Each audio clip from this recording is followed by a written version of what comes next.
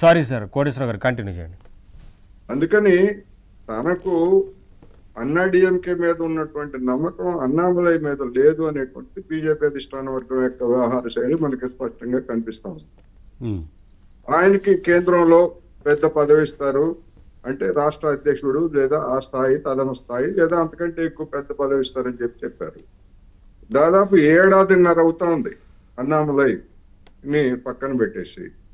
మరి అన్నామలై 7.5 కాలంలో ఎందుకు వెయిట్ చేశారు, ఇప్పుడు ఎందుకు ఆకస్మికంగా వచ్చారు అనేటువంటిది అసలైనటువంటి ప్రశ్న. బహుశా అన్నామలై కూడా అన్నాడీఎంకే ఏదో విధంగా పొట్టాపొట్టిగా అయినా గెలిపిస్తుంది, తర్వాత చూసుకుందాంలే అని చెప్పేసి వెయిట్ చేసినట్టుగా కనిపిస్తూ ఉంటాయి. అది జరగలేదు అని తేలిన తర్వాత ఇప్పుడు బీజేపీ సరికొత్త గేమ్ కి తెరదీసిందనేది నా అభిప్రాయం. బీజేపీ అధిష్టాన వర్గం యొక్క ఆశీస్సులు లేకుండా అన్నామలై ఈ విధమైనటువంటి ఇప్పుడు ఉద్యమం తర్వాత దాన్ని రాజకీయ పార్టీగా మారుస్తారనుకోండి.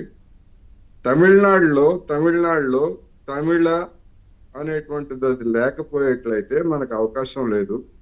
ఒక బీజేపీ జాతీయ పార్టీగా ఎన్ని చెప్పుకున్నప్పటికీ ఆ స్థితికి వెళ్ళేటువంటి అవకాశం లేదు కనుక అన్నామలై రూపంలో మరొక అవుట్ఫిట్ ని ప్రారంభించింది. ఇది బీజేపీ బి టీం అనేది నేను ఖచ్చితంగా గట్టిగా నమ్ముతున్నాను. ఈ బి టీం వ్యవహారం కూడా అవునా కాదా అనేటువంటిది ఆయన కొద్ది రోజుల్లో రాజకీయ పార్టీని ప్రకటించిన తర్వాత అనుసరించేటువంటి వైఖరి. ఆయన ఇప్పటి వరకు మీడియాలో వచ్చిన దాని ప్రకారం నరేంద్ర మోడీ గారి మీద ఆయనకి ప్రగాఢమైనటువంటి విశ్వాసం ఉంది, గౌరవం ఉంది, అన్నీ ఉన్నాయి. బీజేపీని ఒక్క మాట అనలేదు. కొన్ని డిఫరెన్సెస్ అనేటువంటిది తప్ప రాజకీయంగా బీజేపీ వైఖరిని కానీ లేదా కేంద్ర ప్రభుత్వ వైఖరిని కానీ ఆయన ఏమి ఒక్క మాట అనలేదు ఇంతవరకు. అందుకని ఇది ఖచ్చితంగా బీజేపీ బి టీము.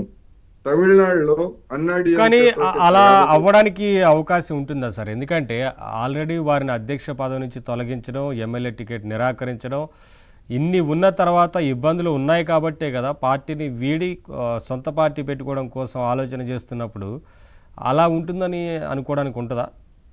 ఎందుకుండదు, రాజకీయాల్లో ఏదైనా సాధ్యమే. కర్ణాటకలో యడ్యూరప్పని బయటికి పంపించారు, మళ్ళీ అదే యడ్యూరప్పని బతులాడుకొని తెచ్చుకున్నారు, ముఖ్యమంత్రిని చేశారు. అటువంటిది మరి సువేందు అధికారి అవినీతి పరుడు అన్నారు స్వయంగా ప్రధానమంత్రి నరేంద్ర మోడీ గారు, ఆయన్ని ముఖ్యమంత్రిని చేశారు.